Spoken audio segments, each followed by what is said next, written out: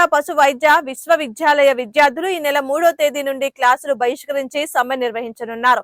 సమ్మెలో భాగంగా ఈ రోజు గుంటూరు పశువుల ఆసుపత్రిలో సమ్మె చేపట్టిన విద్యార్థులకు సంఘీభావంగా ఆంధ్రప్రదేశ్ రైతు సంఘం బృందం పాల్గొని మద్దతు తెలియజేశారు. తిరుపతి, ప్రొద్దుటూరు, గరివిడి, గన్నవరం కళాశాలలోని విద్యార్థులు తరగతులు బహిష్కరించి రిలే నిరాహార దీక్షలు కొనసాగిస్తున్నారు. 2013 నుండి 7,000 రూపాయల స్టైఫండ్ తో విద్యార్థులు అనేక ఇబ్బందులు పడుతున్నారు. అప్పటి నుంచి ప్రభుత్వం విద్యార్థుల స్టైఫండ్ ని పెంచకపోవడం దురదృష్టకరమన్నారు. 2022లో 42 రోజుల పాటు విద్యార్థులు స్టైఫండ్ పెంచాలని, కళాశాలలోని ఫ్యాకల్టీ, ప్రొఫెసర్స్ ఖాళీలను భర్తీ చేయాలని, రాష్ట్రంలో ఖాళీగా ఉన్న 1500కు పైగా పశు వైద్య డాక్టర్ల ఖాళీలను భర్తీ చేయాలని ఆందోళన నిర్వహించారు. ఆనాటి ప్రభుత్వ శాఖ మార్చులు సిదిరి అప్పలరాజు గన్నవరం కాలేజ్ వద్దకు వచ్చి విద్యార్థుల ఆందోళనను విరమించాలని, వారి డిమాండ్స్ ను సంపూర్ణంగా అంగీకరిస్తున్నట్లు ప్రకటించారు. కానీ ఆనాటి ప్రభుత్వం డిమాండ్లు ఏ ఒక్కదాన్ని కూడా అమలు చేయలేదు. నేటికి విద్యార్థుల సమస్యలు పరిష్కరించకపోవడం తీవ్ర అన్యాయమన్నారు. నా పేరు దివ్యప్రియ. నేను NTR college of veterinary science గన్నవరంలో 5th ఇయర్ చదువుతున్నాను.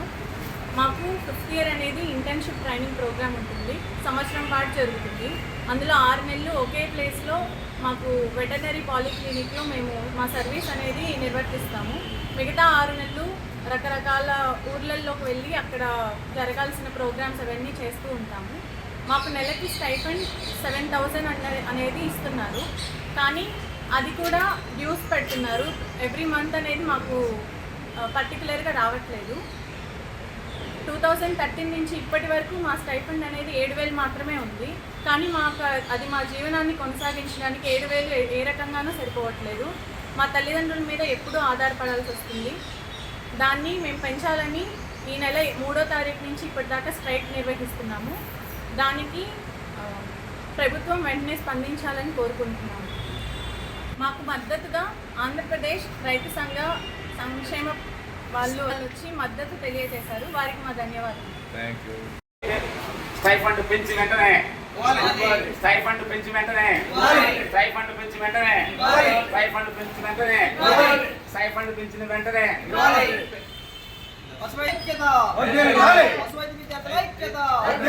పశువుల బాధ మాకు తెలుసు. పశువుల బాధ మాకు తెలుసు. We want justice. We want justice. We want justice. We want justice.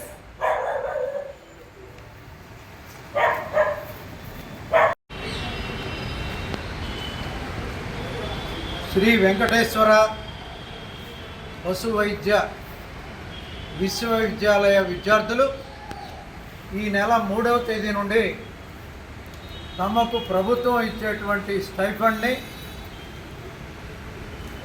వైద్య విద్యార్థులతో సమానంగా పెంచాలని ఆందోళన నిర్వహిస్తూ ఉన్నారు.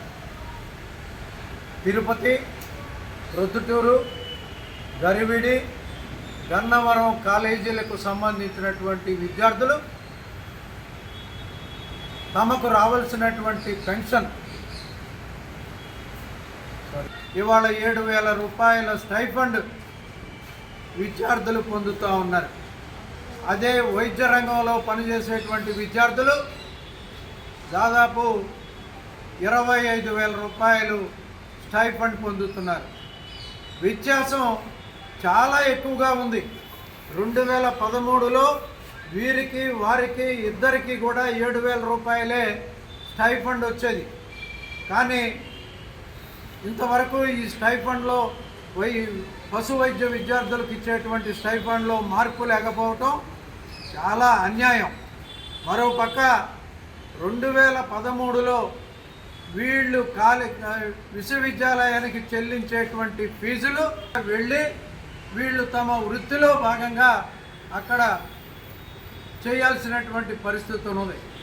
మరి ఇన్ని ఇబ్బందులు పడుతూ కేవలం 7,000 రూపాయల స్టైఫండ్తో ఇవాళ జీవనం సాగించడం అంటే చాలా కష్టం. తల్లిదండ్రుల మీద మరింత భారం పడేటువంటి పరిస్థితి ఉంటుంది.